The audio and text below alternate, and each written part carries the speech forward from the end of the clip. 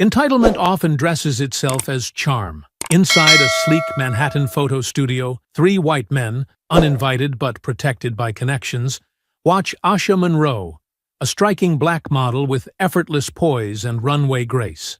To them, she's decoration, not danger. Someone to leer at, touch, mock without consequence. They see her quiet as weakness, her beauty as permission. What they don't know is that beneath the designer fabric and measured steps lies a black belt, earned through years of focused discipline and control. When their harassment turns physical, they expect submission. What they get is precision, relentless, unapologetic, and unforgettable. Before we go any further, comment where in the world you are watching from, and make sure to subscribe, because tomorrow's story is one you don't want to miss. The air inside the warehouse studio buzzed with white lights, muted conversations, and the faint scent of hairspray clinging to humid air. Everything was immaculate, from the chrome rigging to the glittering gowns arranged on velvet racks. Asha Monroe sat in front of the mirror, spine straight, breath even, as a stylist dabbed a powder brush along her cheekbone with surgical precision. Around her, assistants bustled with quiet urgency, weaving through racks and cords like stagehands at a theater. Models glided by, tall and soft-spoken, their movements weightless. Asha belonged there, but she never quite relaxed. Not because of the pressure. She knew how to handle cameras and clients, how to command a runway without a word. What tightened the muscles in her neck wasn't the spotlight, but what crept in its shadows. They were here again, three of them, lurking near the catering table, pretending to belong. They weren't crew. They never were. Expensive sneakers, wide stances, idle arrogance. One leaned against a rig post, his phone barely lifted, as he snapped a candid shot of a model stretching in heels. Another laughed too loud at something no one else heard. The third locked eyes with Asha through the mirror's reflection, holding it too long. She recognized their names now: Bryce, Chase, Drew. She hadn't wanted to, hadn't asked, but they kept showing up. The first time, she'd assumed they were security, or friends of the photographer. Then she noticed they never lifted a camera, never gave direction, just watched. "You're set," the stylist said, pulling back with a satisfied smile. Stage left in 5. Asha rose. Her floor-length bronze dress caught the studio lights like fire. It clung to her frame, split high on the thigh, the back a clean line down to the curve of her spine. She stepped into her heels, thanked the stylist, and walked. As she passed the trio, Bryce made a soft whistle. Not loud, not sharp, just enough to be heard. Chase murmured something to Drew. Drew, the bold one, stepped half into her path. "You ever model for private sessions?" he asked, smirking. She didn't flinch. Her eyes met his, then flicked down to the sliver of floor he blocked. "Move." "Oh, sorry." He grinned, lifting his hands. Didn't mean to intimidate. He didn't move.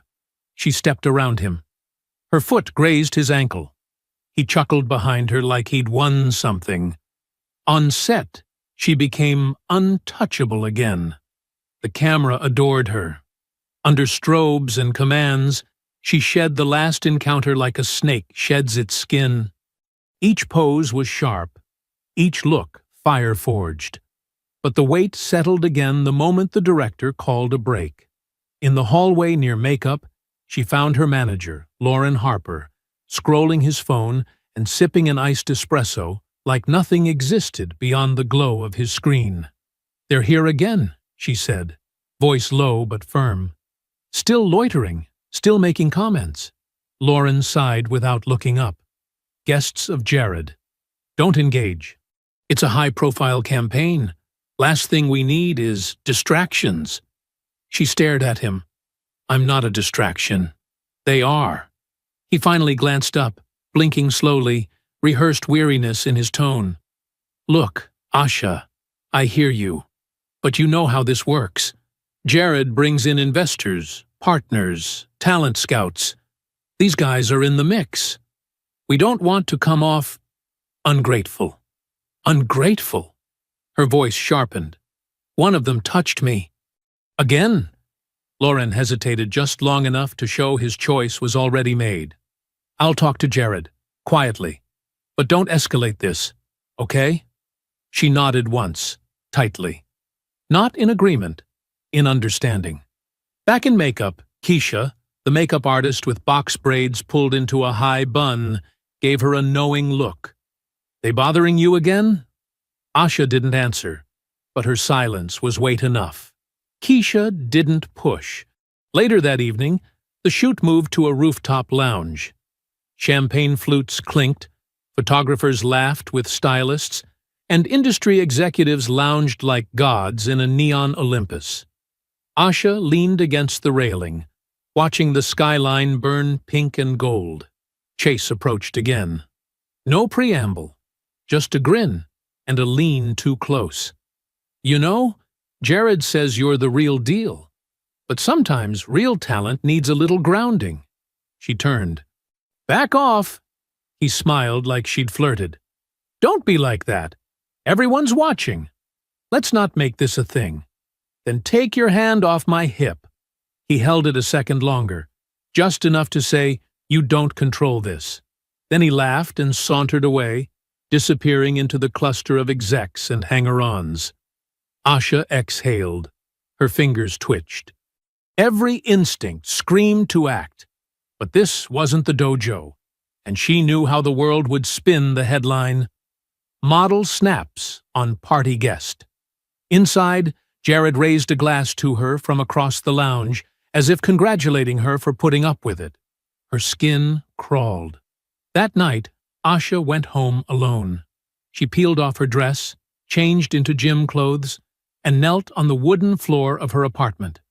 Her GI jacket lay folded nearby. Her black belt rested on top like a promise. She closed her eyes, breathed deep, and began to stretch. Not to forget, to prepare. The next time someone touched her without permission, they wouldn't walk away, grinning. The apartment where Asha Monroe lived was small, but every inch of it felt intentional. Hardwood floors swept from the door to the wide window that overlooked the Harlem skyline, where city lights flickered like restless stars. Her bookshelf held a curated blend of old fight manuals, photography anthologies, and novels with bent spines. The one wall she kept bare was dedicated to a single framed photograph. Her first championship win at 17, wrapped in her GI, teeth bloodied, eyes alight. Next to it, pinned in the corner like an afterthought, hung a modeling comp card, all clean cheekbones and commercial poise, as if her two worlds didn't speak the same language. But they did. At least, they did for her. Asha's father, a retired MTA driver, had signed her up for Shotokan karate at age 6 after she came home crying about a boy who pulled her braid and called her Gorilla Girl. Her mother had argued that she needed books and self-esteem, not violence, but her father had seen something else. Not anger, but fire. By 15, Asha had broken her first rib in a sparring match and kept fighting through it. By 18, she'd earned her black belt. At 21, she walked into her first agency casting wearing thrifted heels and a cheap dress, and left with a contract that promised a different kind of battle altogether. Modeling didn't require strikes or throws. It demanded silence, the ability to exist in other people's visions, to shrink or swell to the size of someone else's fantasy. Her body became a product, her skin a trend. Some days, she could almost believe the illusion, until something broke it. Like when the photographer asked her to pose with a little more aggression. You know, give me urban queen energy. Or when a hairstylist wrinkled her nose at Asha's coiled curls and muttered, no heat tools strong enough for that kind of texture. Or when, during a casting, a scout called her skin tone gorgeous, almost like roasted mahogany. as if she were a piece of furniture. Keisha Duma was the only person on set who didn't flinch at Asha's eyes when they filled with heat. They'd met 3 years earlier at a NYFW side gig. Both hustling, both watching. Keisha moved through the chaos of shoots with the confidence of someone who knew every hidden current. She wore combat boots under her stylist apron, swore in French when she dropped her brushes, and always carried a folding fan she used more as punctuation than cooling. "You good?" Keisha had asked the second day of the rooftop shoot, glancing over her palette as Asha sat down for touch-up. "They're still here," Asha murmured. Keisha didn't need names. "You want me to say something?" Asha gave a slight shake of the head. "Not yet." But the tension had begun to calcify, creeping into the shape of every day. The 3 men, Bryce, Drew, and Chase, weren't just lingering anymore. They were present. After parties were worse, loose with alcohol and unspoken rules. They'd appear at tables uninvited, laugh with executives like they were old college friends. Asha began skipping the events altogether, but it didn't stop them from turning up early to shoots, sauntering backstage like they owned the place.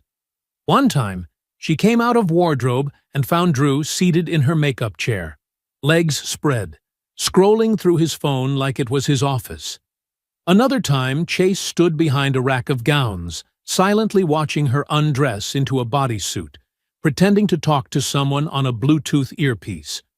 She told herself to stay focused. She told herself they were just cowards playing power games. But fear didn't always arrive like a scream. Sometimes it slipped in like a shadow behind your spine and stayed quiet. The moment that broke something open came on a Wednesday afternoon. The studio was buzzing with prep for a campaign shoot for an international fragrance brand. Stylists darted between models, and the air was thick with talk of lighting gels and lens changes. Asha had just finished wardrobe and was moving toward makeup when Bryce intercepted her in the hallway. He didn't say a word at first, just stared. Then, as she tried to sidestep him, he leaned in, too close, and said, "You got legs like you know what to do with them. Too bad you walk like you're better than everybody." It wasn't the words. It was the calculation behind them, the quiet daring in his eyes. He was waiting for a reaction, measuring how much he could get away with. Asha froze, not because she was afraid, but because fury crashed through her so fast it momentarily stole her breath. Her instincts screamed to break his grip, to drive her elbow back into his chest, to move. But the camera crew was 30 feet away, and someone was filming behind-the-scenes content, and she could already imagine the edit. Unstable model, lashes out. Diva moment ruins shoot. He grinned when she said nothing. His smile said, "That's what I thought." She walked past him without another word. After the shoot, still in full makeup, she stormed into Lauren's office. He looked up from his laptop, surprised at her expression but already formulating that practiced calm he wore like cologne. "They cornered me again," she said. This time, Bryce made a sexual comment. "Physical proximity. This is consistent harassment. I need to know what you're doing about it." Lauren leaned back, fingers steepled, the picture of false concern. "Asha, look, I don't doubt your experience, but these guys, they're friends of Jared. They're investors in the agency. We don't technically employ them, and we can't control every social interaction on a set." She blinked. "That's your answer?" "I'm saying they're guests. If we start treating Jared's associates like criminals, we'll be accused of causing drama. And that kind of noise follows models. People talk. Clients reconsider bookings. I'm trying to protect your reputation." "No," she said, voice low, shaking with restraint. "You're trying to protect your connections." His smile didn't shift, but the way he folded his laptop closed felt like a door slamming. Asha left without another word. That night, She didn't sleep. Instead, she went into her closet, unfolded her GI, and laid it across the floor. The cotton was soft but strong, stained with the sweat of years. She sat before it like a priest before an altar and began her breathing patterns. Not for peace, not for silence. The atmosphere on set had begun to shift, not with sudden force, but the slow tension of a building storm, the kind that makes the air hum before the thunder strikes. Asha felt it in the clipped tones of the production crew, in the wary glances from assistants who used to smile. Even Keisha seemed quieter, more watchful, her usual brightness dimmed by something unsaid. Asha moved through the day like a blade sheathed in silk, outwardly composed, but beneath that calm, something sharp waited, coiled and ready. It was an afternoon shoot, high profile and tightly scheduled. A luxury fashion house had rented a converted warehouse with ceiling-length windows and poured concrete floors, the kind of space that looked gritty but cost more than most people made in a month. The concept was urban mystique, whatever that meant, models draped in metallics, lights moody, smoke pumped in hazy bursts for effect. Asha was in full look, silver dress that clung like poured mercury, lips lacquered dark plum, heels high enough to make her toes numb.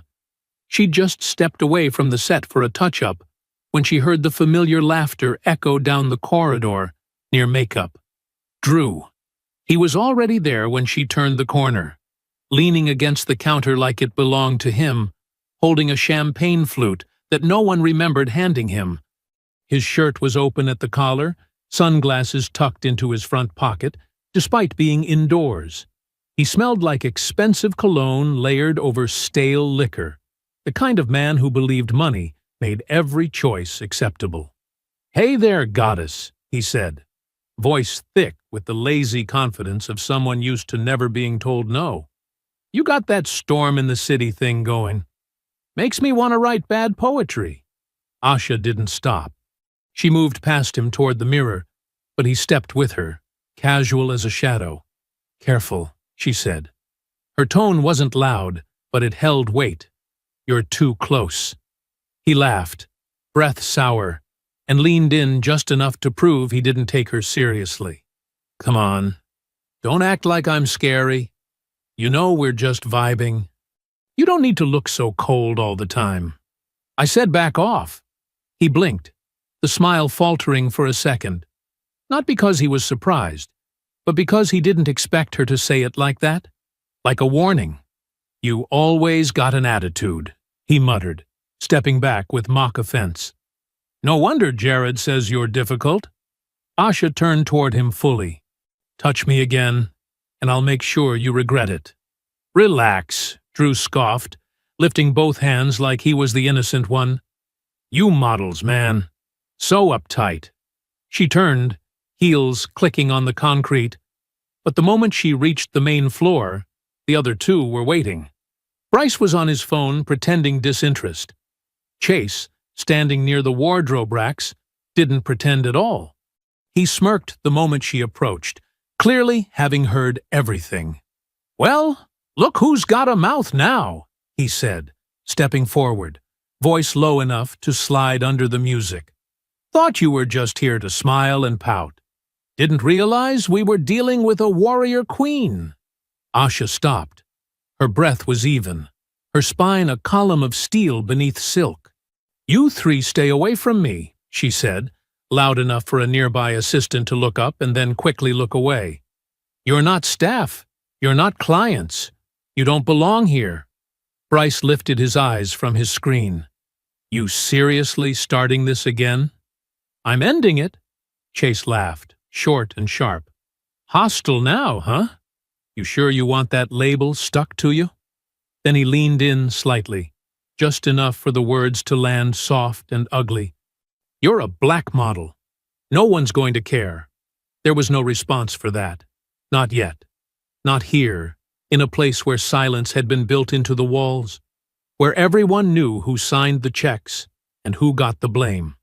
Asha walked away, heart pounding, nails digging into her palms.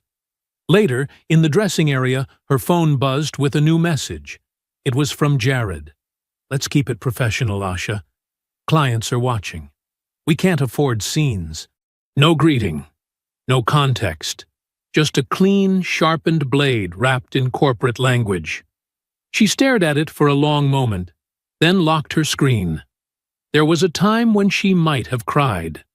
Another time when she might have tried to rationalize it, tell herself to wait for a better moment, to report it again, to hope the right person would finally listen. But that version of herself had been shed like dead skin. What lived beneath it was older, harder, and no longer interested in waiting for permission to feel safe. That evening, her apartment was silent except for the hum of the city through the windows. She didn't turn on the lights. Instead, she moved to the center of her floor, rolled out the mat she hadn't touched in weeks, and knelt. She didn't need words. Not for this. She reached for the roll of martial arts tape beside her shelf and began to wrap her wrists slowly, methodically, each motion practiced so many times it had become second nature. Left wrist, then right, tight enough for support, loose enough for movement. Her fingers flexed, her breath slowed. There was music playing, low, pulsing, rhythm heavy. She didn't remember starting it, but it filled the space with a steady beat that matched the pulse in her temple. She stood and took her stance, barefoot, weight balanced, eyes focused on nothing and everything. Shadowboxing alone in the dark, she let her muscles remember what the world wanted her to forget, that she was not delicate, not here to be watched, that her body was not only meant to be styled, painted, posed, it was a weapon, a shield, and hers. Each punch carved through air with clean precision. Each kick echoed like punctuation. The silence afterward wasn't peace. It was promise. Whatever came next, she would not step around it. She would meet it, head on.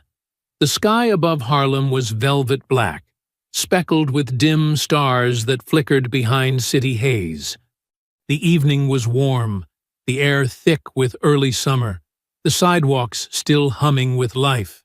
Asha moved through it all like a whisper, heels clicking against pavement, the tail of her sleek black dress swaying with the rhythm of her stride.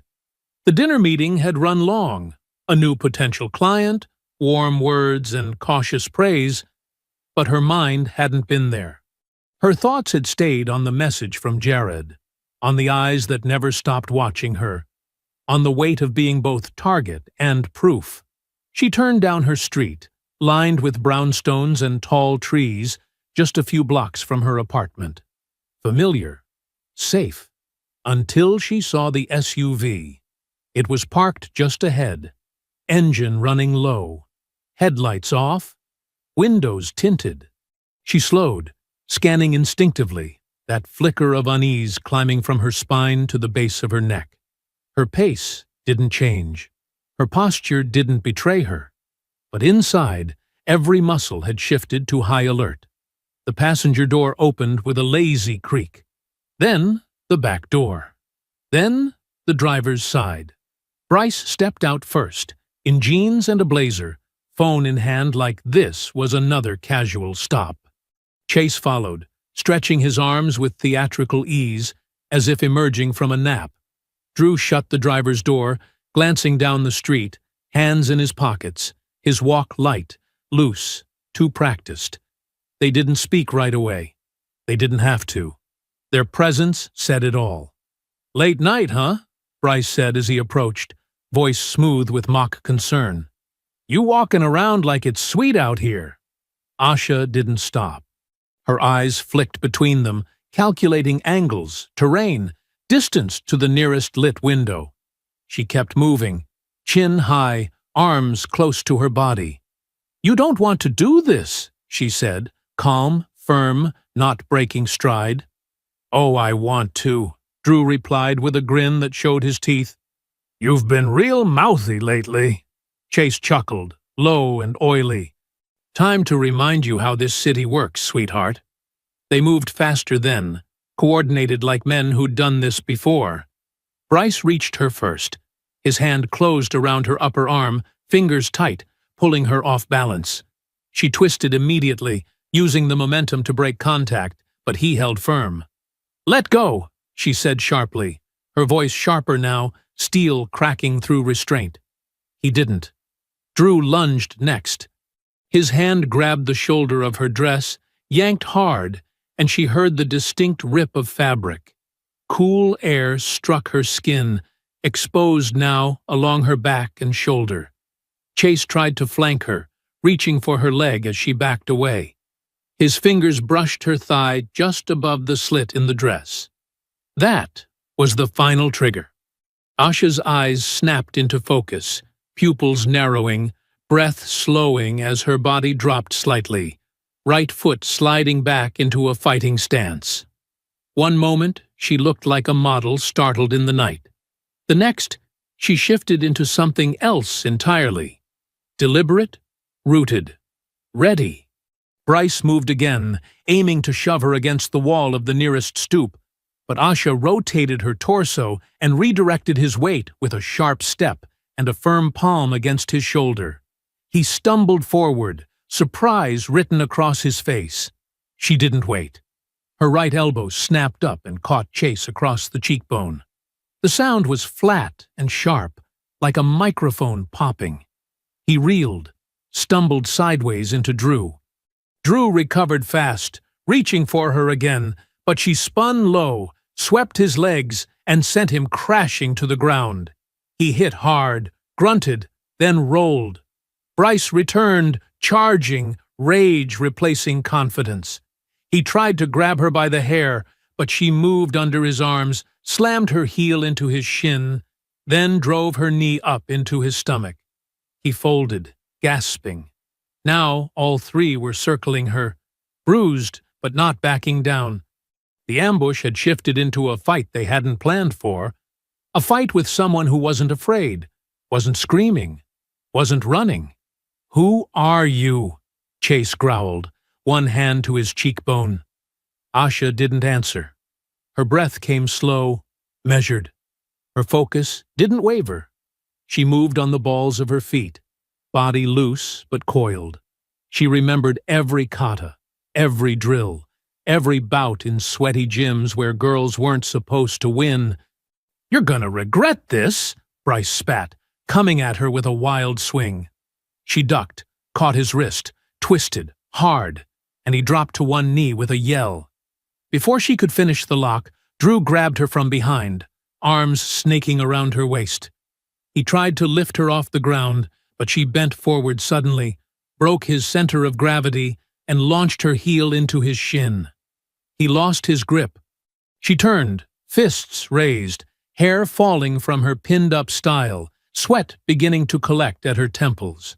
Sirens were still absent. The night had closed around them like a vacuum, each second longer than it should be.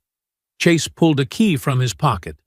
Not for the car, but something small, sharp. A folding blade. He stepped forward with a grin, lip bleeding slightly from her earlier strike. "You think this is a movie?" he hissed. "You think you're some warrior?" Bryce came at her with drunken fury, his shoulders squared but his footwork sloppy. Asha dropped her weight, grounded her stance, and met him head-on.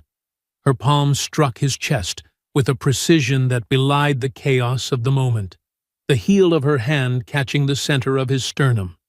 The force halted his momentum just long enough for her to twist his wrist, bend his elbow into a lock, and pivot her body in a fluid arc. He grunted, teeth clenched against the pain as his body buckled. She drove him sideways and let gravity finish what her training had started. He collapsed hard against the pavement, gasping for breath. Drew surged forward next, fueled by adrenaline and humiliation. His movement was fast, fueled by rage rather than strategy, fists flailing without control. Asha parried his first swing, a wide haymaker meant to intimidate, and delivered a hard elbow to his temple. He staggered, but didn't drop. He was stronger than the others, and in the dark with the blood in his mouth, he seemed to forget how untrained he really was. He lunged again, and this time he grabbed her by the waist with both arms, trying to lift her off her feet. But he didn't know what she had been taught, how leverage worked, how the shift of a hip could unmake a man's balance. She dropped low, braced her foot, and swept his legs in one practiced motion. Drew hit the ground with a dull thud, and before he could rise again, she pivoted on her heel and stomped once, hard, just beside his knee. Not to break it, not yet. Just to make him understand she could. Chase, the last one standing, paused just long enough to see both of his friends groaning on the sidewalk before he charged. His face was twisted in a snarl, lips still bleeding, his hands balled into fists, like that would somehow compensate for his lack of control.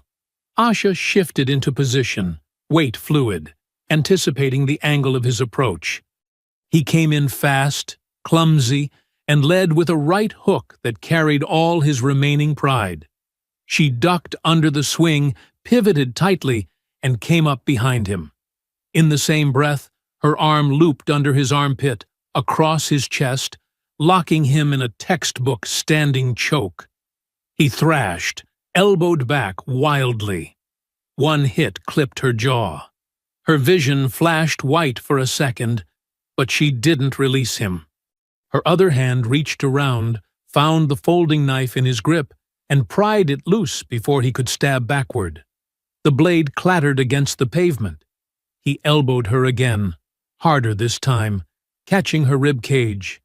Pain flared through her side, and she let go, staggering half a step back. Her breath caught, the world flickering for a moment. He turned toward her with a snarl and lunged again. She didn't hesitate. Her right foot planted, and her left leg rose in a clean, snapping roundhouse. Her shin struck his cheek with a brutal crack. He twisted midair, legs buckling beneath him, and hit the ground. His hands scrambled at the concrete, trying to push himself back up. Asha didn't give him the chance. She straddled his back, gripped his arm, and pulled it behind him into a tight control lock. Her other knee pinned his shoulder down. His muscles resisted, but she adjusted the angle, and his body froze in pain. "You're done," she said, voice low, each word shaped with breath and rage. Chase spat curses into the pavement, but he didn't move. Bryce was still writhing against the sidewalk a few feet away, clutching his ribs and trying to breathe through the growing panic in his eyes. Drew had rolled to his knees, blood dripping from his lip, his chest heaving, eyes darting around the street like he might run, though even he knew it was too late for that. From somewhere above, a woman screamed. A window slammed open. Another shouted, "I'm calling the cops!" Lights flicked on in sequence, glowing rectangles in the rows of brownstones that lined the street. Curtains shifted. Cell phone cameras emerged. Someone turned on their porch light. Asha's arms didn't waver. She held Chase down, the bones of his wrist grinding against the lock, her breath steady, sweat trailing down her temple. Her dress hung in torn folds across her back, one strap hanging loose, blood drying near her collar. The quiet hum of violence still clung to the air, thick as smoke. Drew finally shouted, voice hoarse, "She attacked us! Somebody help!" "She's crazy," Bryce added, louder but more breathless. "We didn't do anything." But no one was stepping in. Across the street, a man in his 30s filmed with one hand and held his phone to his ear with the other. "Yeah, 3 of them. Big guys. She fought them off. They tried to grab her. Yeah. No, she's the one who got jumped." Another voice, higher, female, called from a second-story window. "We saw it all." "She didn't start it." Chase squirmed beneath her, trying one last time to twist out of her hold. Asha leaned in slightly, forcing his shoulder into the pavement. "Keep moving, and I'll dislocate it," she whispered. "I don't care how loud you scream." He froze, not in compliance, but in fear. From down the street, the first faint wail of sirens floated into the air, still distant, but approaching fast. Asha didn't lift her eyes. She stayed crouched over the man beneath her, locking his wrist in place with unwavering control, holding the scene in balance. The fight wasn't about strength. It never had been. It was about refusing to be erased. The sirens grew louder, sharpening from a distant warning to a full-force arrival as two cruisers turned onto the block with strobing urgency. Red and blue light spilled across the brownstones, coloring the faces of neighbors who stood on porches, leaning over balconies, filming, watching. The SUV that had brought the violence now looked exposed under flashing lights, its doors still open, its engine idling like a guilty accomplice. Asha remained crouched over Chase, her grip firm on his wrist, his shoulder still locked beneath her weight. The moment the first officer stepped out, tall, broad-shouldered, wearing a neutral expression, she slowly released the hold and stood, lifting her hands to show she posed no threat. Her body ached, each joint registering impact, but her stance was composed, eyes forward, blood drying along her brow, bruises blooming under the studio makeup that had barely clung through the brawl. Behind her, Chase groaned and rolled onto his side, cradling his arm. Bryce sat hunched against the curb, hands on his knees, chest heaving, his confidence drained. Drew had taken refuge by the SUV, leaning on the passenger side door, his shirt stained and wrinkled, face marked with swelling that would bloom worse by morning. "They attacked me," Chase called out first, voice laced with feigned pain and righteous indignation. "She went crazy. She started screaming and hitting us. We didn't do anything," Bryce added, louder now as another officer approached. "We were trying to calm her down. She just snapped out of nowhere." Drew nodded along, clutching his side like a stage prop. "We were just talking to her. Then she jumped us. All three of us. Look at us." The officers didn't move immediately. They looked to Asha. She didn't raise her voice. She didn't plead. "She was walking home," came a voice from the second-floor window of the nearest brownstone. A woman leaned out, one hand gripping her phone, the other still recording. "I saw the whole thing. They jumped out that car and went straight for her. One of them grabbed her arm. Another tried to pull her dress. She warned them," said a deeper voice from across the street. A middle-aged man in a hoodie stepped into the light, nodding toward the officers. "She told them to back off. They didn't. You want proof? I've got it." He held up his phone, the screen still lit, thumb hovering over the playback icon. A younger man, no older than 20, crossed the street slowly, phone raised like a trophy. "I caught them before it even started," he said. "They were sitting in the car with the lights off, watching her walk. One of them pointed and said, 'Now watch this.' Got it all recorded." The first officer, a black woman with her badge clipped to the front of her vest, took the boy's phone and studied the video. Her eyes narrowed slightly as she listened. Asha watched her watch it. The officer said nothing, but her shoulders squared as the truth settled in. The second officer approached Bryce and motioned for him to stand. "Hands where I can see them." "What? Are you serious?" Bryce stood unsteadily. "We're the victims here." "She has a weapon," Chase shouted, pointing toward the knife on the pavement. The officer glanced at it. "One of you brought that knife," he said, calm but absolute. "And the video shows it." One by one, the men were cuffed. None of them went quietly. Chase protested the loudest, his voice rising with every click of steel behind his back. "Do you even know who I am? I have friends in the department. This is insane. She lured us. This is entrapment. Bryce spat on the ground and said nothing else. Drew looked away from Asha as he was escorted to the cruiser, jaw clenched and bleeding, the last trace of smugness gone from his face. A paramedic approached Asha gently, asking if she was injured. She nodded slightly, her voice calm despite the sting in her ribs and the ache in her neck. Left temple, cut. Some bruising. I'll be fine. Another officer took her statement, clipboard in hand, listening carefully, never interrupting. She answered every question clearly. What happened? What was said? When she had first seen them? How long they had been harassing her? She gave names, details, facts, not anger, not tears. There would be time for those later. For now, clarity was power. The neighbors lingered, murmuring in small groups. One of them handed her a bottle of water. Another offered to walk her home. She declined kindly, assuring them she was okay, even though her body trembled slightly from the crash of adrenaline beginning to drain. By the time she stepped away from the flashing lights, her phone buzzed in her purse. Loren. She almost didn't answer, but something told her to hear what he had to say. Asha, came his voice, breathless and tense. I just saw a post. Something about a fight? Please, please don't post anything yet. We're trying to contain this. I haven't posted anything, she said, voice flat. Good, good, Lauren said quickly, then softened his tone as if rehearsing empathy. Look, just don't make this into a bigger deal. The agency's on your side, but we have to be strategic. Jared's already asking questions.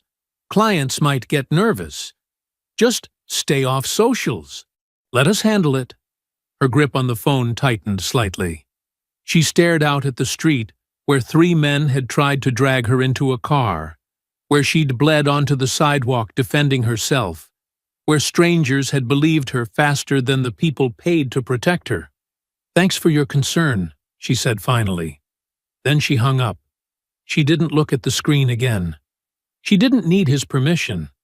Asha walked the rest of the way home under the still flashing lights, her heels in one hand, her torn dress clinging to her skin. Her reflection flickered briefly in a passing car window, not as a victim, not as a broken woman, but as something steadier, quieter, and far more dangerous than they'd expected. Her body ached. Her face stung, but her voice had never been clearer, and the silence was done answering to anyone. The morning after the attack, the sky was pale and cloudless, the city bleached in early sun like nothing had ever happened. But inside Asha Monroe's apartment, the energy was electric, quiet, focused, and razor-sharp. Her body moved slowly from room to room, sore from the fight. Each bruise a reminder not just of violence, but of survival. She wore a simple black hoodie and sweatpants, hair pulled back, makeup stripped away, face bare and bruised beneath the morning light. She sat at her kitchen counter with her laptop open, her phone beside it, both screens glowing. The notifications had already begun. Reporters, friends, strangers, all speculating after one of the neighbors posted a blurry video of flashing lights, shouting, and the faint silhouette of her holding a man down in the street. The caption simply read, "She warned them." But speculation wasn't enough. Truth had to be deliberate. Asha opened her notes app, her fingers still stiff from impact, and began to write. Not a rant, not a breakdown. A statement. Calm, detailed, irrefutable. She included everything she knew would be questioned, where she was coming from, what she was wearing, the fact that they were not strangers, not random attackers in the dark, but men who had stalked her for weeks with the open support of those in power. She named the pattern, the comments on her body, the hands on her back, the dismissals when she spoke up, and finally, the night they decided she no longer had the right to say no. She never asked for pity. She never demanded sympathy. She just told the truth. When she was done, she read it 3 times, each pass sharpening the language, cutting out any softness that might be used to undermine her. Then she attached a photo of her bruised face, not glamorized, not styled, just raw and honest, and hit post. The caption was short, simple. "No one protected me, so I protected myself." Chug strike back. Within minutes, the post began to travel. Within an hour, it was everywhere. But she didn't stop there. She opened her saved files, screenshots she had quietly collected in the weeks leading up to this, waiting for the moment when silence would no longer serve her. She uploaded the email she'd sent Lauren on May 5th, detailing the behavior of Bryce, Chase, and Drew during a campaign fitting. She posted her follow-up, dated May 11th, with no response. Then she shared the text from Jared Locke himself, sent late one evening after she declined to attend an after-party. The message read, "You're too sensitive, Asha. Some of these guys are investors. They're not trying to hurt you. You just need to be humbled a little. Let loose." The words didn't need commentary. They sang their own truth. Screenshots followed. A message thread with another model warning her about the same men. A group chat with stylists whispering about how those guys make everyone uncomfortable. But no one wanted to lose work by speaking up. And when she posted a second tweet, "This is what silence gets us." Strike back. The internet caught fire. By the afternoon, the hashtag trended globally. Strike back. The wave moved fast and without hesitation. Other models began sharing their own stories, some with names, some anonymously, some from the very same agency, others from agencies across the country. Black models spoke of being labeled difficult when they refused to be touched without consent, or being told they were too aggressive when they asked not to be groped during costume changes. Makeup artists posted cryptic messages about things they'd seen and stayed quiet about. Stylists confirmed her timeline. Assistants shared photos of the men lurking backstage, and one brave woman, a junior booking agent, posted that she'd been warned by Jared to never take Asha's complaints seriously. She plays the race card too easily. Keisha Duma posted a video to her stories just after lunch. She sat at her makeup station, framed by ring lights, face solemn. "I watched what happened to Asha. I've watched it happen before. I didn't say enough then. I'm saying something now. No one protected her. And there are more of us. We're done being quiet." Other creatives followed. Photographers, casting directors, even a handful of clients. Some removed their names from upcoming shoots. Others posted statements of support, vowing never to work with Apex Models Agency again unless real changes were made. Jared Locke remained silent. He didn't post. He didn't issue a statement. And when reporters reached out to his office, they were told he was not available for comment. Instead, the agency posted a bland image. White text on a gray background, centered, sterile. "We are aware of recent allegations concerning certain individuals associated with our extended professional network. An internal investigation is underway. We stand for safety, inclusivity, and professionalism. No names, no apology, no ownership." The comments section turned against them within seconds. "This is not an allegation. It's a crime." "Internal investigation? She reported it weeks ago. Protect black women. Period. Silence is complicity." The agency's post was flooded with replies, retweets, and screenshots of Asha's evidence. Their attempt to control the narrative only inflamed it further. Major news outlets picked up the story by evening. Morning shows began requesting interviews, but Asha wasn't in a rush to speak further. She had said what needed to be said. Now she watched. She watched the world respond to a story that, not long ago, would have disappeared beneath a makeup touch-up and a nervous apology. She watched the people who had dismissed her scramble to rewrite their roles. And she watched women, especially black women, stand taller in their own truths because she had refused to stay small in hers. By the end of the day, the hashtag had crossed 1 million uses. She turned off her phone, the screen still buzzing with energy, and stood quietly by her window, looking out at the city that had taught her how to survive by silence, and which now had no choice but to listen. The tremors of Asha's statement had turned into a full-blown earthquake by the end of the week. Not just a media frenzy, not just viral outrage, but something deeper. A shift in the unspoken architecture of an industry that had too long confused proximity to power with protection from consequence. It began with a single page. A digital document titled, "We Will Not Be Silent," began circulating quietly among working models. The header was unassuming. The names beneath it were not. Dozens of black models, some newcomers, some veterans, whose faces graced the most exclusive runways, signed it in rapid succession. Each signature carried the weight of stories long buried under professionalism and fear. Late-night castings with doors that didn't lock, photographers who forgot their assistants, hands that brushed too low under the guise of correction, stylists who whispered warnings only after the shoot had ended. The letter was direct but unflinching. It named the culture, not just the men. It pointed to the executives who cultivated silence, the managers who brushed off reports, and the clients who kept hiring agencies with blood under their contracts.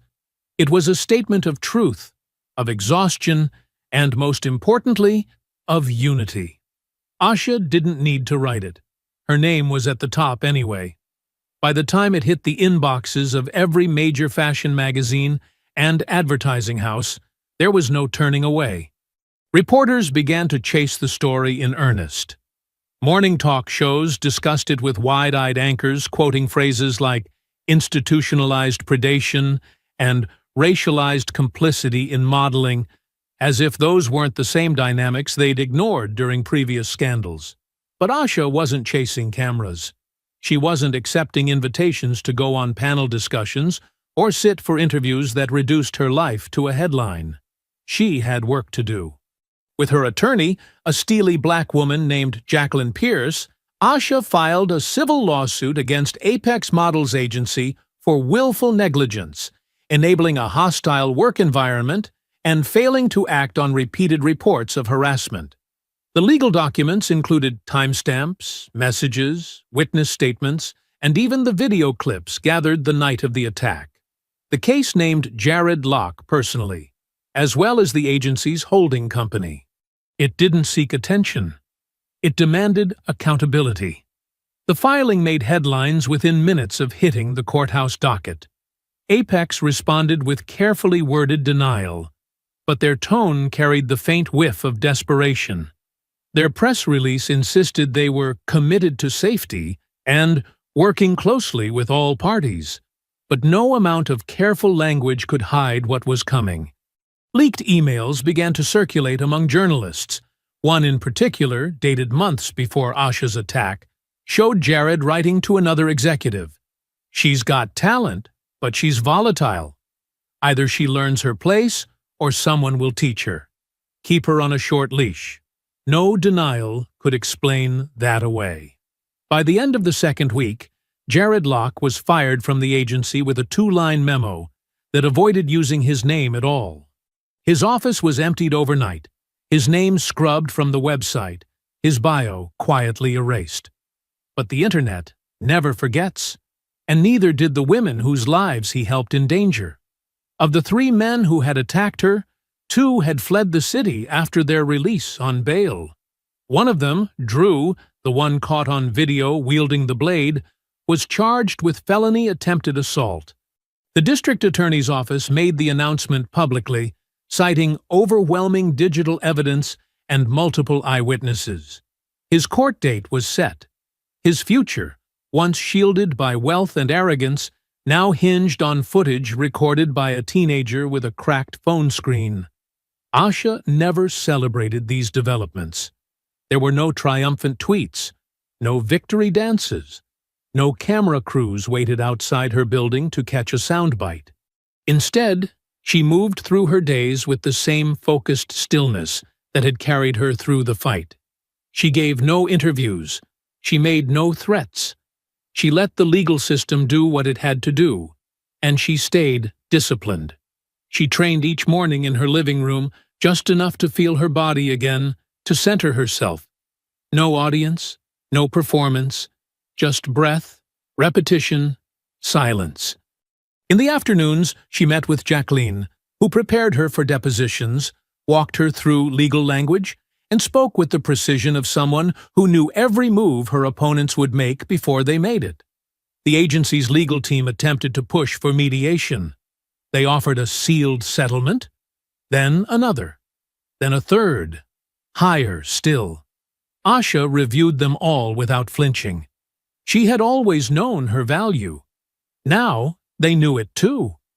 At night, she meditated, not to escape the weight of it all, but to sit with it.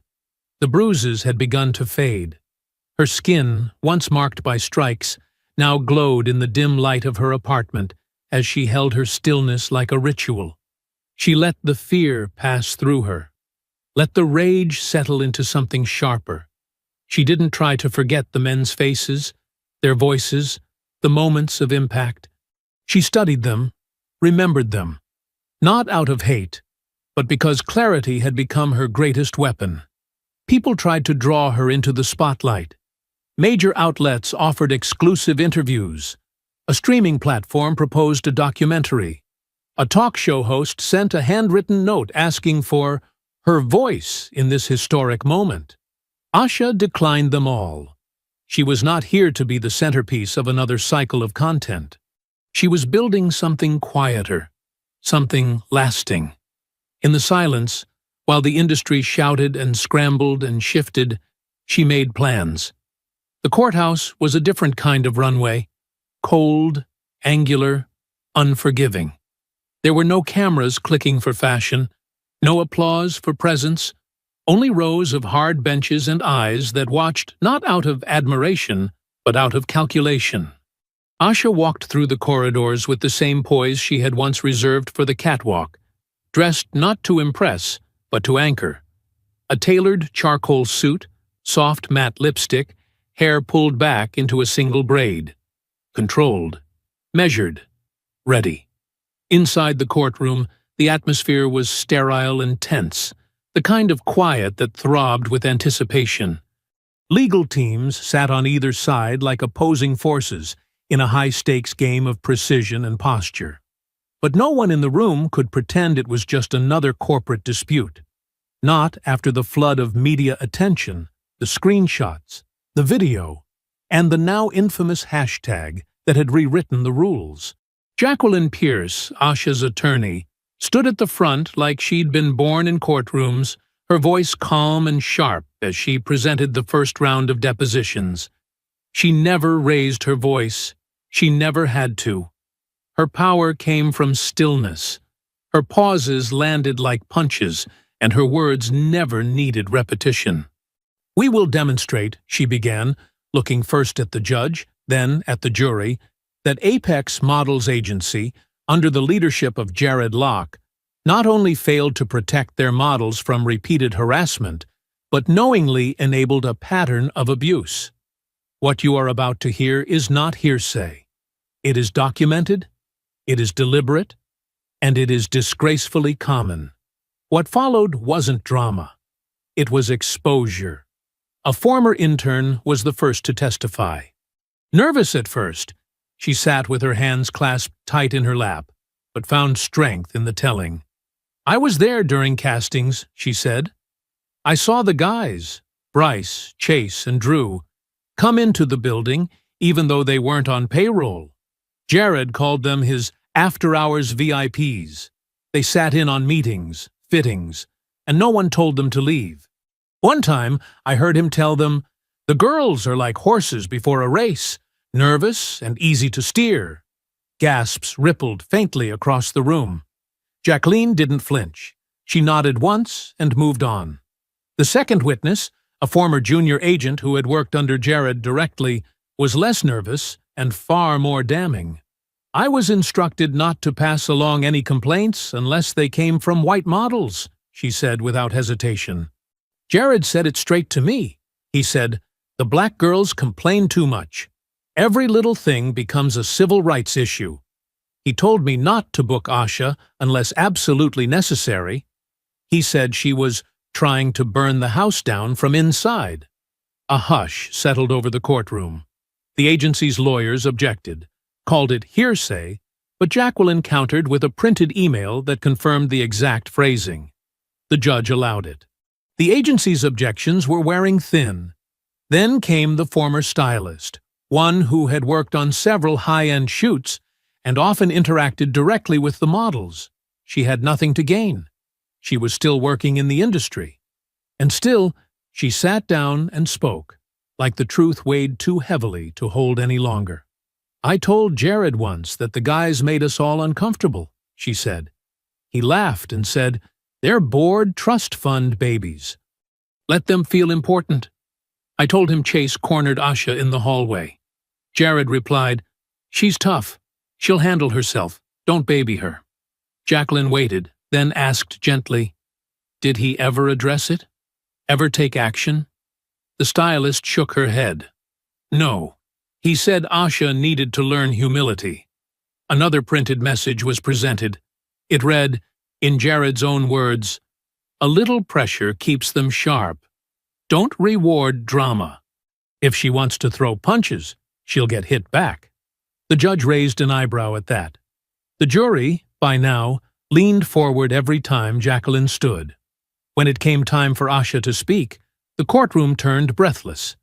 She walked to the stand with no performance in her steps, no dramatics in her posture. She spoke clearly, her voice still carrying the softness of someone who had learned long ago how to control the emotional tremble just beneath the surface. Her tone never spiked. It never wavered. It simply held. "I reported the harassment more than once," she said. "First to my manager, then to the agency directly.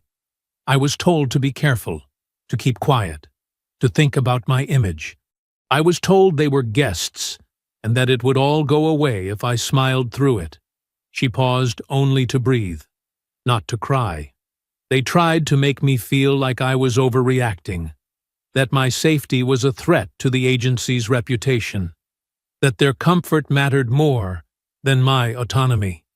And when I defended myself, when I refused to be hurt quietly, I was called volatile, difficult, aggressive, because I was black. Because I didn't beg." The room remained silent, and in that silence, the weight of her words stretched farther than any evidence on paper. The cross-examination was brief. The defense attorneys attempted to frame her as combative, tried to pick at her control, but it only reinforced the very narrative Jacqueline had spent the case building. "You seem calm," one attorney noted, "almost like a challenge. Is that how you typically respond under pressure?" Asha looked at him, unblinking. "Calm doesn't mean passive. It means I've already fought the battle you're trying to start." By the close of the session, the court had not only heard how deeply Jared had protected the men, but how thoroughly the agency had designed itself to insulate those who wielded power. The culture exposed wasn't just careless. It was constructed, systemic, and indiscriminate in its silence. Outside the courthouse, journalists crowded the steps. Microphones pointed like weapons, cameras flashing. But Asha didn't stop. She walked past them with Jacqueline at her side, ignoring every shouted question, every request for comment. She had already said everything that mattered. Under oath, in front of the world, in her own voice. She didn't need to shout over the noise. She had let the truth speak for itself. The courtroom was subdued, as if the walls themselves understood the weight of what had transpired within them. The air no longer buzzed with the same tension it had at the start of the trial. There were no more fiery cross-examinations, no anxious witnesses shifting on the stand, no attorneys exchanging cold glances like blades drawn behind smiles. Instead, everything moved with the weary finality of something nearing its end. Asha Monroe sat with her back straight, hands resting gently in her lap, her posture serene, but her gaze unwavering. She wore no expression of triumph, no visible emotion to color the close of the long public battle. There had been too much pain for celebration, and too much strategy for indulgence. This was not a victory lap. It was the conclusion of a necessary reckoning. Across from her, the defense attorneys sat rigidly behind a cluster of closed folders, whispering to one another in clipped tones. The chairs once occupied by Jared Locke and the three men who had attacked her were now empty. No show of contrition, no final words. Jared had not been present for the last 3 days of proceedings, a calculated disappearance managed by his new legal team in what they likely imagined was damage control. The men were under separate investigation now, facing criminal charges, with their own fate winding down a different corridor of justice. Only Jacqueline Pierce remained composed at Asha's side, her charcoal suit impeccable, her notepad closed, her pen resting untouched. The battle was over, and Jacqueline, always professional, allowed herself the smallest exhale of quiet satisfaction. Not pride, not smugness, just a brief, measured release. The judge, a seasoned man with thinning silver hair and deep-set eyes, cleared his throat. His voice was calm and final when he spoke. After a thorough mediation process and under the guidance of both legal teams, the court has been informed that a settlement has been reached. The terms of this settlement will remain sealed, as requested by all parties involved. He paused, gaze drifting briefly toward Asha, though he said nothing more. This case is now concluded. He raised his gavel and brought it down with a soft knock. There was no drama in the gesture, only formality. Still, the sound echoed gently through the room, signaling that the fight, at least in this setting, was over. Asha blinked once, slowly. She didn't relax. Her body remained still, alert, but there was a subtle release of breath through her nose, a signal that something within her had finally settled. Jacqueline leaned toward her, her voice quiet but edged with dry satisfaction. "It's done." Asha turned her head slightly, not to respond right away, but to meet her attorney's eyes directly. "Thank you," she said softly, "for believing me when they didn't." Jacqueline offered a nod in return, the unspoken respect between them requiring no more words. As they stood, aides began collecting documents, the court clerk rising from her seat with practiced efficiency.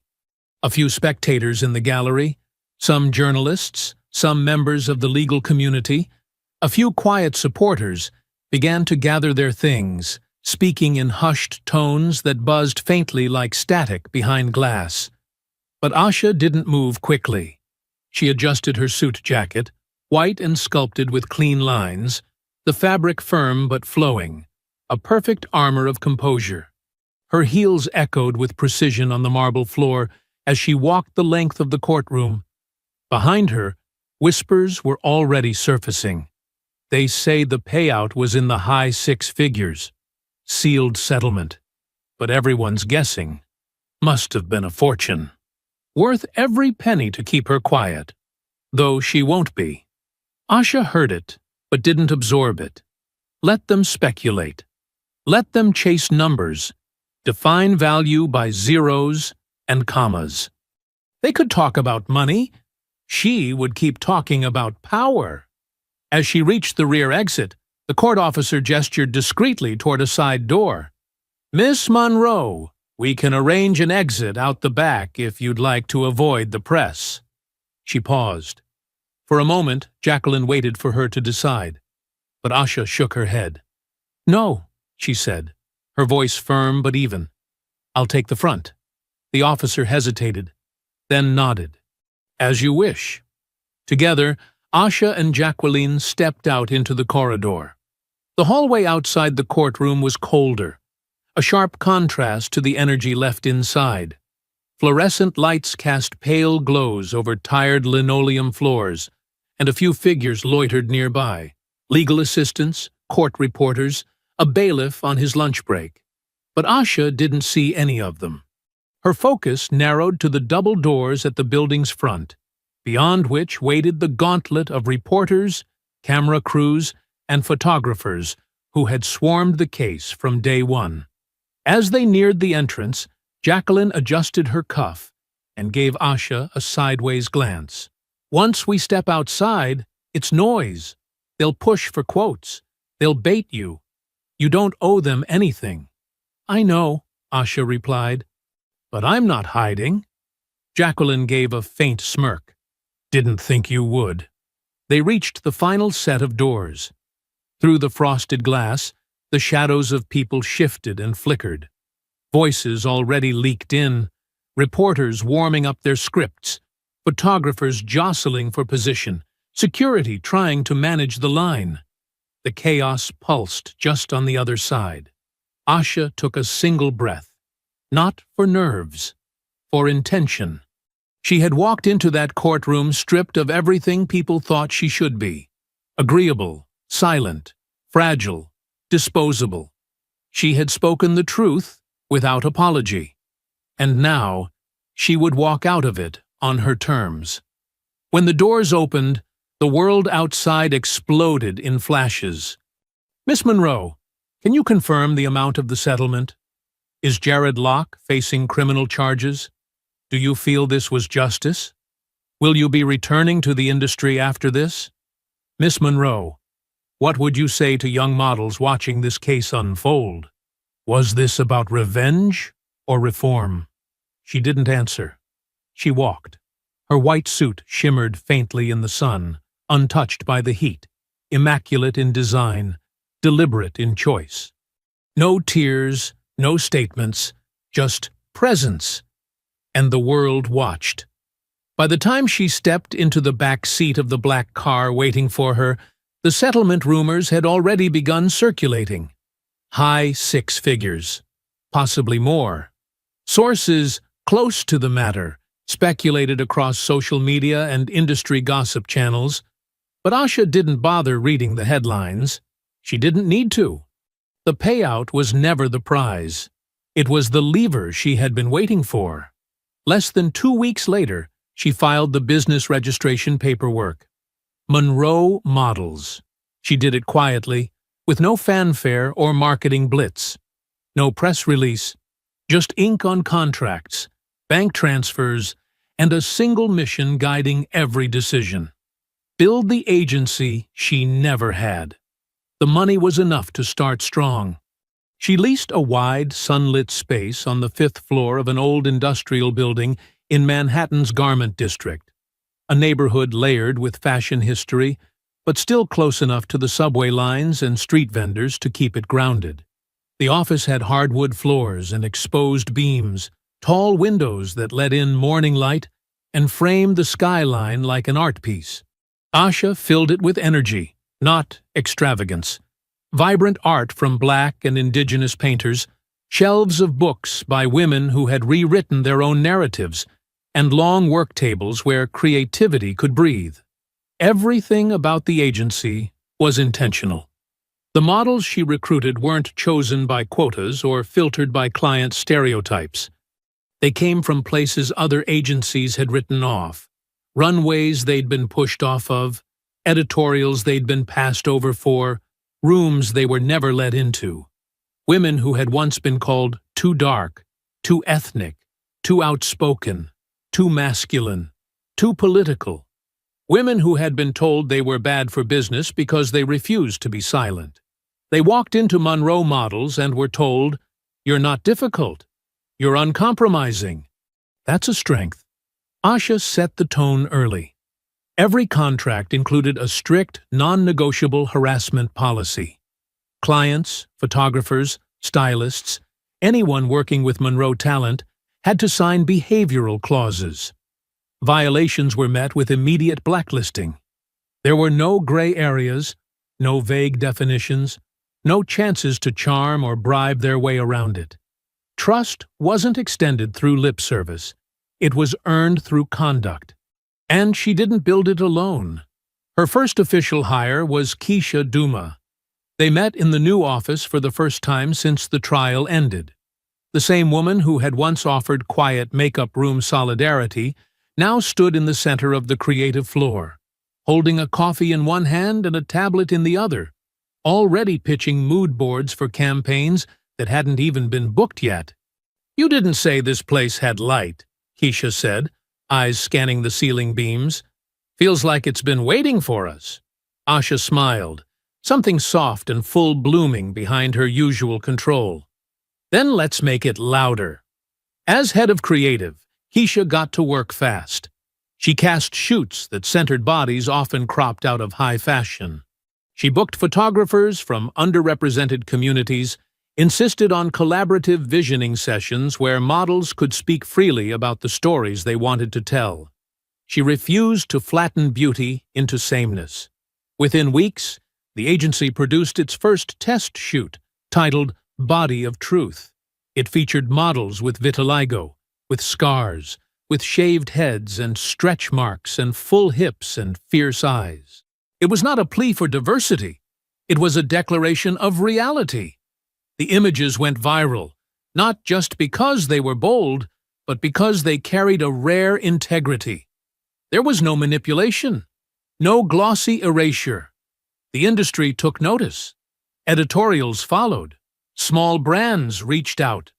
Stylists and designers, many of whom had seen Asha in boardrooms or behind the camera in her quieter years, now watched her ascend with a force they hadn't anticipated.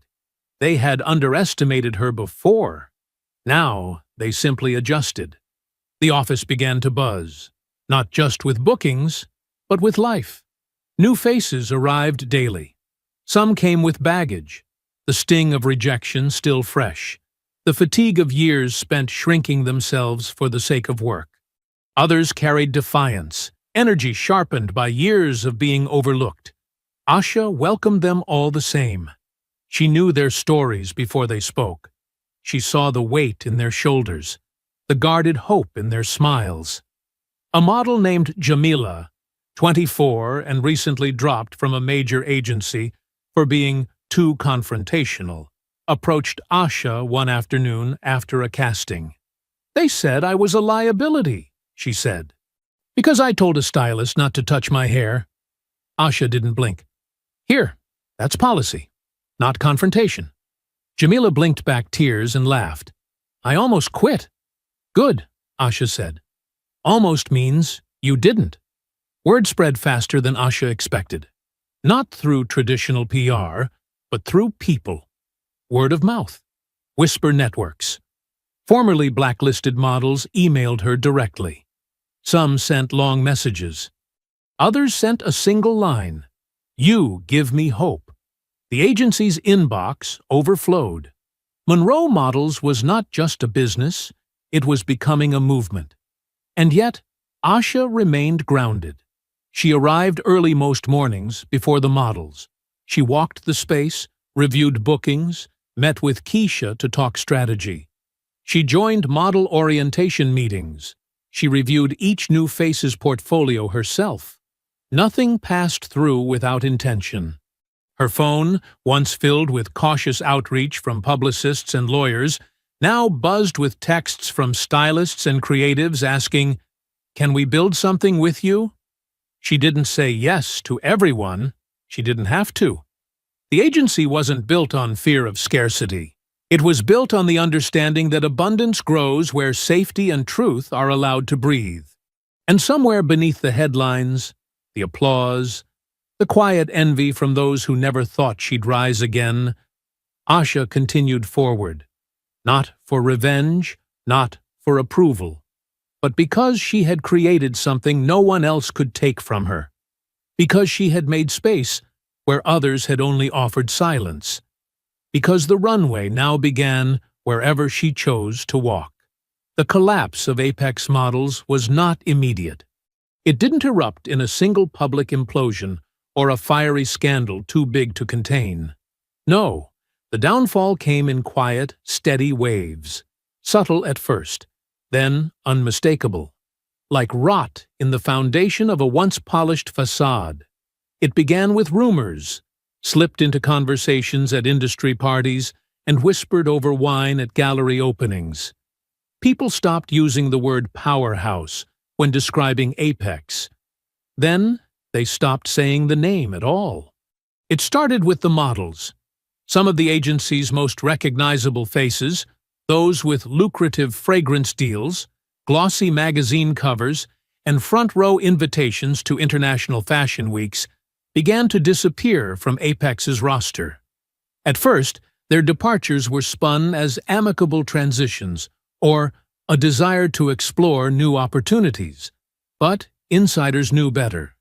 They were leaving because they didn't feel protected, because staying meant being complicit in silence that had grown far too loud.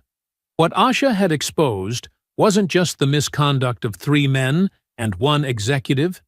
She had revealed the culture, calcified and complicit, that had made the abuse possible. And once that truth was laid bare, no amount of crisis management could make people unsee it. Then the clients began pulling back. Luxury brands canceled pre-scheduled campaigns without explanation. Fashion houses, who had once relied on Apex for diverse casting, began courting smaller, more transparent agencies. High-profile sponsors rescinded support for agency-affiliated events. Designers dropped partnerships. And when questioned publicly, they offered polite but clear responses. We are reassessing our professional alignments in light of recent revelations. Within 4 months of the settlement's conclusion, Apex's quarterly revenue dropped by nearly 30%. Their social channels slowed to a crawl. Engagement fell off. Influential fashion publications declined to feature Apex-repped models unless under direct client request. The agency's once coveted Fashion Week slot, a cornerstone of its seasonal dominance, was quietly cut by the organizing committee, citing changes in partner selection criteria. It wasn't personal, they said. It was policy. But everyone understood the subtext. Lauren Harper, the once slick talent manager who had dismissed Asha's warnings with performative concern and polished avoidance, vanished from the public-facing arm of the agency within weeks of the settlement's sealing. His name was removed from the official staff page. No statement was made, no promotion announced. Insiders said he had taken a leave of absence, but most believed he had simply walked away before he could be pushed. Those close to him described a man whose ambition had turned in on itself. He had become, as one former co-worker put it, radioactive. Other agencies wouldn't return his calls. No one wanted to align themselves with the man whose greatest contribution had been the artful mismanagement of a scandal that should have been stopped before it ever escalated. As for Jared Locke, the former executive who had once hovered over Apex like a kingmaker, his fall was sharper and darker. Following his firing, Jared attempted to rebrand. He launched a personal website filled with vague language about reputation strategy and brand resilience. He positioned himself as a consultant for public figures navigating high-pressure optics. The irony was obvious to everyone but him. His firm, Locke Strategies, existed online but attracted no real clients, no press features, no sponsorships, not a single public endorsement. The fashion world, even in its hypocrisy, had learned enough to know that aligning with a man whose emails read like warnings against justice was too dangerous, even for those who had once dined at his table. He made a few appearances at lower-tier PR events, smaller panels, niche industry mixers. People greeted him with polite nods, but few lingered. His offers to collaborate were met with vague promises to circle back. And within months, his name stopped appearing in event invites altogether. He became a relic of the very machine he once helped build. And then there were Bryce, Chase, and Drew. Their names never made it to primetime headlines in the way Asha's had. They weren't photographed leaving courtrooms or profiled in exposés, but they didn't disappear. Their reputations dissolved slowly, dragged under by a flood of footage, testimony, and public outrage that never truly left the internet. They lost jobs. Not just in fashion, many had never held official titles, but in the adjacent fields their wealth and family names had once protected. Invitations stopped arriving. Women crossed streets to avoid them. College classmates and professional peers unfollowed them quietly. Statements unspoken but clear. One of them, Drew, was charged formally, the only one caught with both physical evidence and eyewitness confirmation. His case lingered in legal limbo, delayed by filings and continuances. But the outcome mattered less than the process. His name now lived in court records, and everyone who had ever hired him or entertained him knew it. Chase, for a while, attempted to turn the scandal into a kind of counter-narrative. He gave an interview to an underground podcast, trying to cast himself as a misunderstood man punished by wokeness. The episode was pulled within 48 hours after backlash threatened to ruin the show's platform. He hasn't spoken publicly since. Bryce, the one who had once sneered at Asha on set with entitled confidence, was said to have returned to his father's business in Connecticut, far from the glittering lights of Manhattan. His name never again appeared in casting spaces or PR guest lists. And though none of them served time, at least not yet, they were marked in other ways. They were the punchline to quiet jokes at dinners. They were the anecdote told by models to warn each other. They were the shadows of a system exposed. Apex, though still technically operational, existed as a husk of what it once was. It had been stripped of prestige, star talent, and the illusion of invincibility. The very institution that once silenced Asha to maintain its grip on relevance now struggled to get a callback from mid-tier clients. Their fall was not a spectacle. It was a slow drowning. And Asha? She didn't gloat. She never commented publicly on their downfall, never posted quotes or interviews mocking their collapse. She didn't need to. Her work, her presence, and the thriving agency she had built spoke louder than any headline. While the old empire cracked and crumbled beneath the weight of its own arrogance, she continued building, brick by brick, model by model, page by page. And she didn't look back. The dojo hadn't changed. The mats still bore the faint scent of sweat and time, and the polished floor creaked in familiar ways when her bare feet pressed into it.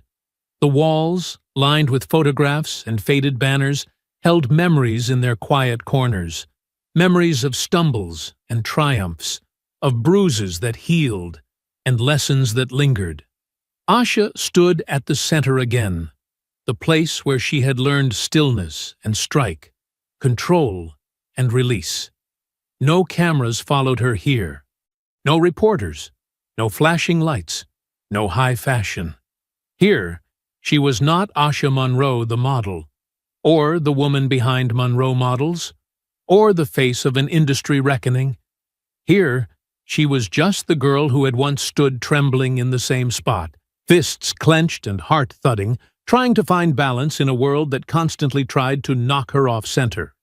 Her movements came slowly at first, old forms returning through muscle memory, each stance settling back into her body like a second language rediscovered.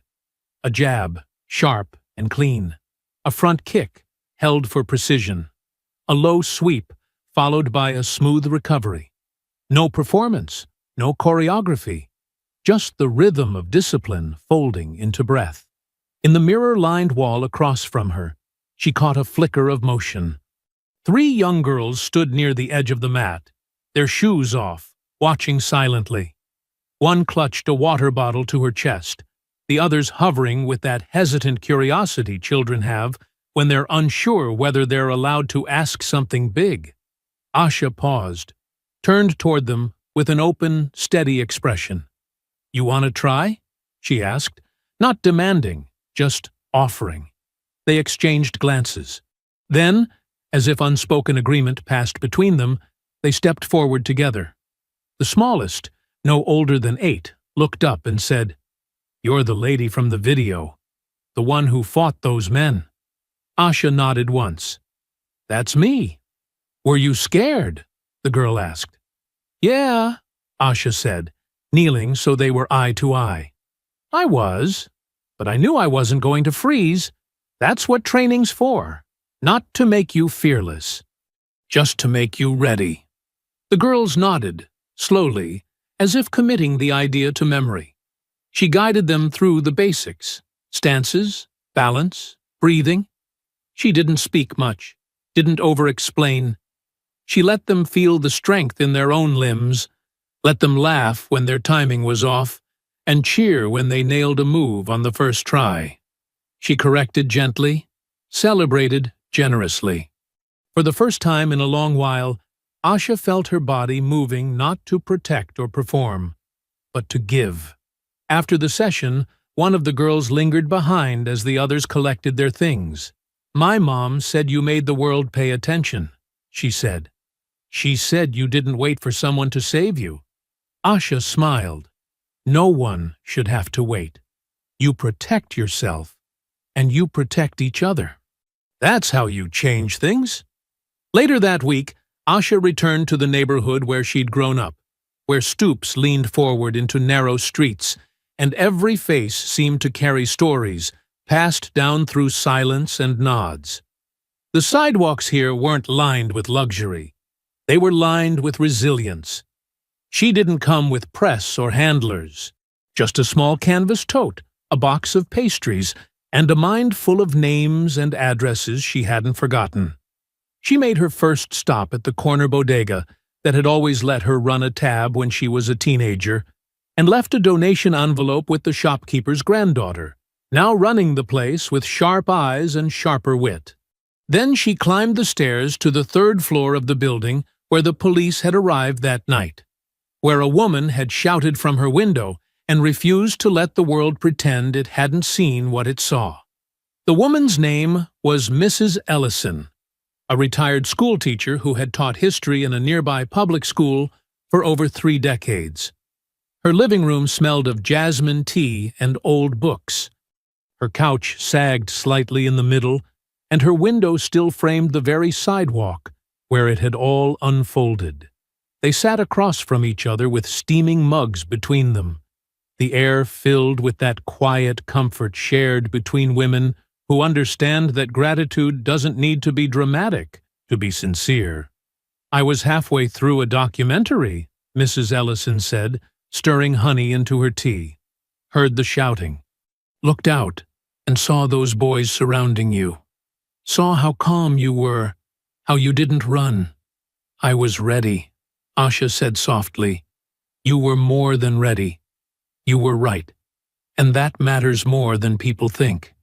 They sipped in silence for a few moments, watching the light shift through the dusty blinds.